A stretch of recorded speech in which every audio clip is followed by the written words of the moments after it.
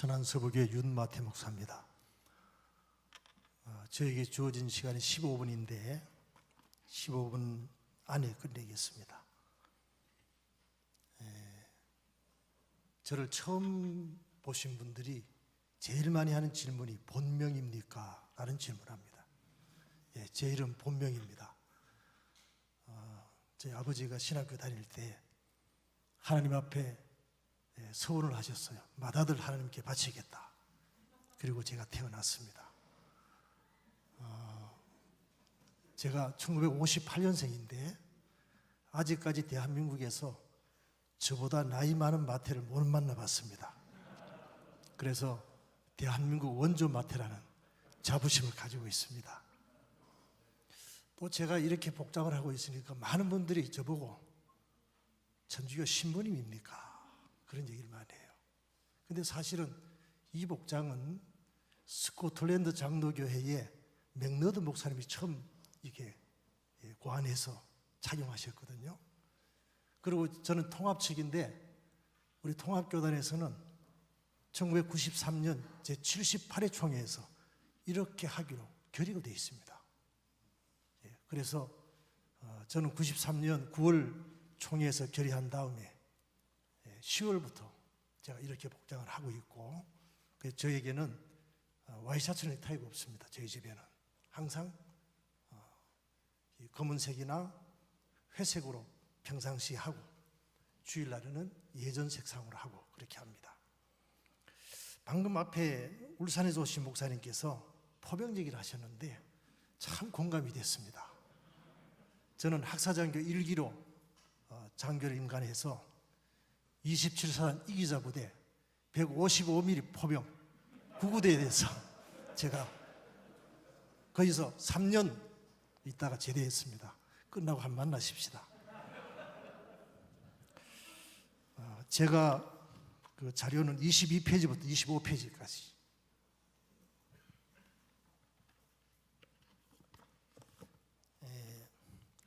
천안서부교회 소개는 참고하십시오. 그리고 그게 하나만 제가 소개하면 저희가 아버지 학교를 2004년부터 이제 천안에서 시작을 했습니다. 그리고 아버지에게 지부장 하던 분이 연길의 NGO 단체에 파송이 됩니다. 제가 위문하러 한번 갔다가 거기에서 가정사역 하는 여자 전도사님을 만났습니다. 그분이 이런 얘기를 합니다. 우리 연길의 조선족 가정들이 많이 깨집니다. 한국으로 많이 나가는데 한국으로 나가는 가정의 8, 90%가 이혼합니다. 아이들이 방치됩니다. 그런 얘기를 듣고 여기가 가정사역을 해야 되겠구나. 그래서 아버지 학교 본부에 연락을 했습니다. 아버지 학교 본부에서 연길 가정 아버지 학교를 3회까지 하고 못하고 있었어요. 어머니 학교는 하다가 중단됐어요. 1회를 하다가 막 이제 공안들이 닥쳐가지고 못하고 그런 상황에서 그러고 이제 3년이 지난 거예요. 그래서 좀 더 지혜롭게 해야 되겠다. 그래서 저희가 시작을 했습니다. 2007년부터 2011년까지 저희 교회가 열심히 했습니다. 1년에 한 4번 가서 갈 때 경비는 물론이고 스텝이 다 갑니다. 여러분 아버지 학교 하신 분들은 아시겠지만은 강사도 있어야 되고 조장도 있어야 되고 모든 스텝들이 아버지 학교 한번 하러 가면 한 20명, 어머니 학교 같이 갈 때는 또 20명, 40명 그렇게 해서 했더니 2011년 되니까 수료생이 1000명을 돌파한 거예요. 그래서 이제는 자립해도 되겠다. 그래서 자립을 시키고 연길 가정행복협회를 사단법인을 등록을 시켰습니다. 그리고 거기에 대표를 세우고 저는 고문이라는 이름으로 그렇게 이제 물러앉고 지금은 자립을 했습니다. 제가 왜 이 말씀을 드리냐 하면 제가 결론적인 얘기를 먼저 하고 제가 자료를 잠깐 설명하겠습니다. 개교회가 선교단체하고 협력도 해야 되고 또 개교회가 다 선교하는데 선택과 집중이 필요하다. 그 얘기를 먼저 드리고 싶어요.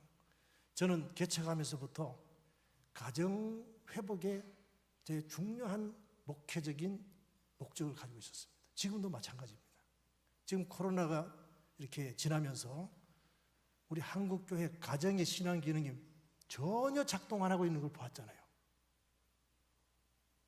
사실은 가정이 중요한데 가정이 신앙 기능을 제대로 작동하지 못하고 있어요. 그래서 이걸 어떻게 회복시키느냐가 중요하다. 저는 이제 개척하면서부터 거기에 관심을 가졌습니다. 두 번째는 지속 가능한 선교가 되어야 된다. 그런 말씀을 드리고 싶어요. 자립할 수 있으면 자립을 시키고 아니면 꾸준히 계속할 수 있도록 담임 목사인 내가 은퇴하더라도 다음 후임 목사가 이어갈 수 있도록 그런 선교가 중요하다. 그런 생각을 해봅니다. 그래서 이제 이게 뭐냐 하면 리더십 바톤 터치가 잘 돼야 되거든요. 앞에서 어떤 분이 얘기하시기를 담임 목사 은퇴하면 선교비 다 끊어지고 그거는 바른 선교가 아니잖아요. 정말 가치관이 분명하고 목표가 분명하면 후임 목사도 이어져 가야 되잖아요. 제가 섬기고 있는 페루 선교회라고 하는 선교단체가 있는데 우리 통합측에서는 가장 모범적인 선교단체 가운데 하나입니다. 거의 경년제로 사례 발표를 합니다.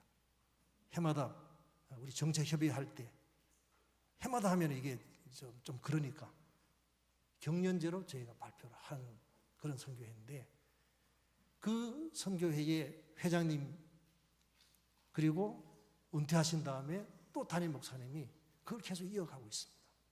이런 것이 중요하다 생각이 합니다. 그 다음에 한 가지 더 제가 좀 말씀드리고 싶은 것은 이런 선교의 모든 과정들을 기록으로 잘 남기는 것이 참 중요하겠다 그런 생각을 합니다. 사실 오늘 이따가 중요한 또 강의도 하시고 발제를 하실 우리 주한대학원 대학교 총장님 오셨는데 사실 총장님 저하고 동기인데 몽골 선교사로 파송될 때 제가 총무일을 봤어요. 그리고 그때부터 선교 편지나 이런 걸 전부 모아서 1년에 한 번씩 총회할 때는 그 총회 보고서를 만들었습니다. 지금도 저희가 페루 선교회 총회 12월 달에 준비하는데 1년 동안 선교 편지 온 거 전부 다 보고서 만들고 요즘은 좋잖아요. PDF 파일을 만들어서 다 보관합니다. 그러면 그걸 보시면 누구든지 관심이 있는 분들은 참고할 수 있겠다 그런 생각을 합니다. 이런 말씀을 드리면서 자료를 잠깐 소개하겠습니다. 2020년에 우한철수 교민이 처음에는 천안에 유치한다 그랬다가 그 다음날 아산에 유치한다 이래 됐어요. 천안에서 난리가 났습니다. 왜 우리 지역에 유치를 하냐 난리가 났어요. 그때 우리 담임 목사 우리 노회의 담임 목사 카톡방에 젊은 목사님 한 분이 우리도 반대합니다 막 올린 거예요. 그런데 이게 목사가 반대할 일은 아니잖아요. 그런데 마침 그때 저녁에 그때 목요일로 제가 화요일로 기억이 됩니다. 연휴가 딱 지나고 화요일인데 저희 가족이 같이 식사를 합니다. 제 사위가 천안의료원에 근무를 하고 있는데 제가 물어봤어요.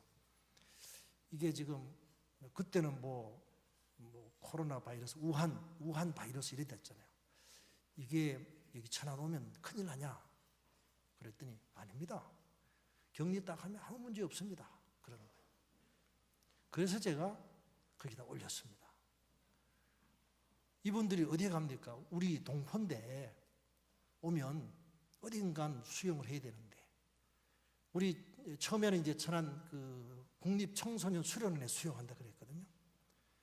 제가 헤비타트 사역을 하면서 해마다 그 시설을 이용을 합니다. 잘 알죠? 그래서 제가 이렇게 올렸습니다. 여기에 수용하게 되면 누구도 접근을 못합니다. 격리 수용 아주 적집니다. 그렇게 제가 올렸더니 여러분들이 맞습니다. 우리 환영해야 됩니다. 이렇게 된 거예요. 그런데 그 다음날 이제 천안에서 아산으로 간 거예요. 아산 지역이 또 난리 난 거예요. 천안은 국회의원이 많다고 아산에 밀리냐 막 이래가지고 너무 난리가 난 거예요.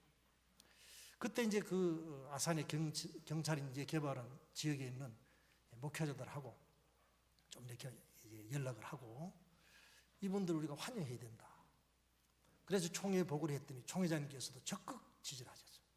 그래서 제일 먼저 한 것이 환영 현수막을 붙여간 거예요. 그때 한 이틀 사이에 한 15개가 부착이 되는데요. 그 15개 환영 현수막 가운데 11개가 교회 거였습니다. 우리 총회장님부터 해서 노회장부터 지역교회가 쫙 붙였어요. 그리고 거기에 격리 수용되어 있는 분들은 정부에서 다 책임져 주잖아요. 문제는 그 지역 주민들이 노인네들인데 이분들이 불안해 하시는 거예요. 그래서 여쭤봤더니 손세정제도 구할 수 없고, 그때 그랬잖아요. 초기에 마스크도 구할 수 없는 거예요. 그래서 우리 총회와 또 그때 우리 그 아까 앞에 인사하신 분 한국교회연합 거기도 연락을 하고 해서 지원하기로 했어요. 한국교회연합에서는 재정 지원하고 명성교회, 영락교회 이런 데서 마스크를 지원하고 그리고 전달식을 하고 그렇게 했습니다. 두 번째로 제가 이제 오늘 이것 때문에 여기 초대를 받았는데 아프간 특별 기여자가 한국에 왔습니다. 사실 아까 울산 목사님 하기 전에 제가 있으면 조금 더 순서가 좋을 뻔했어요. 이분들이 온다는 얘기를 듣고 우리 이제 충청도에 오잖아요. 제가 거기에 참여하게 된 것은 저희 통합총회에서는 재난봉사단이라는 것을 만들었어요. 그게 이제 작년 5월 달에 만든 거예요. 재난이 일어났을 때에 총회 차원에서 물론 하지만 지역의 거점 교회들이 신속하게 대처하도록 하자. 그래서 제가 이제 충청 지역의 거점 교회가 된 겁니다. 그래서 진천에 이분들이 오신다는 얘기를 듣고 제가 총회하고 상의를 했습니다. 우리 신속하게 대처를 하겠다. 그리고 조끼를 입고 저희는 이제 재난봉사단 조끼가 다 있거든요. 총회 재난봉사단, 그 다음에 이 태극기도 붙이고 교단 마크도 붙이고 뒤에는 이제 교회 이름을 쓰고.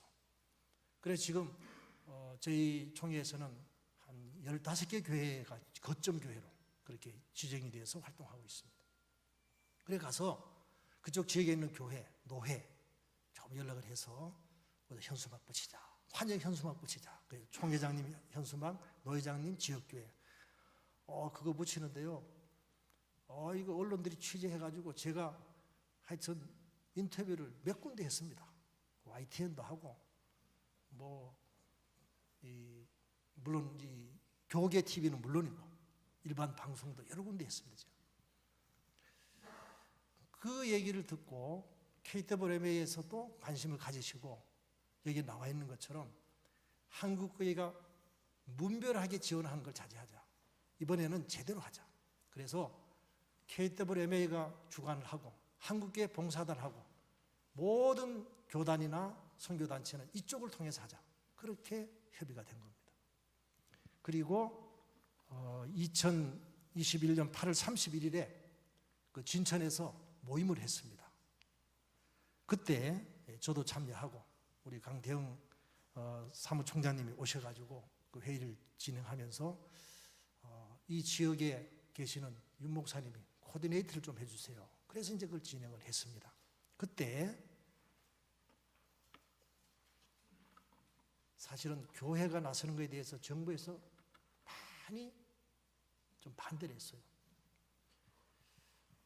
그때 거기에 법무 지원팀으로 파송되어 있는 분 가운데 목사님 따님이 한 분 연락이 왔습니다. 지금 이 아이들이 축구를 좋아하는데 축구화가 필요하고 유니폼이 필요합니다. 그래서 그걸 저희가 하여튼 준비해서 추석 전에 다 전달했어요. 일절 이거는 보도가 안 됐습니다. 그리고 보도된 것은 법무부 장관이 가서 우리가 해준 그 축구화 신고 축구한 거 그것만 나온 거예요. 그런데 결국 이런 것들이 다 쌓여가지고 이제 법무부가 그걸 알게 된 거예요. 그래서 사실은 KWMA하고 MOU를 체결하고요. 지금 울산에까지 그렇게 하는데 우리가 이걸 할 수 있었던 거예요. 그래서 자세한 내용은 제가 여기에 되어 있습니다. 그리고 좀 더 자세한 내용이 필요하신 분들은 요청하시면 아마 우리 정영구 목사님이 그 자료, PDF 파일 다 가지고 계시니까 참고하시면 좋을 것 같습니다. 이상 사례 발표를 마치겠습니다.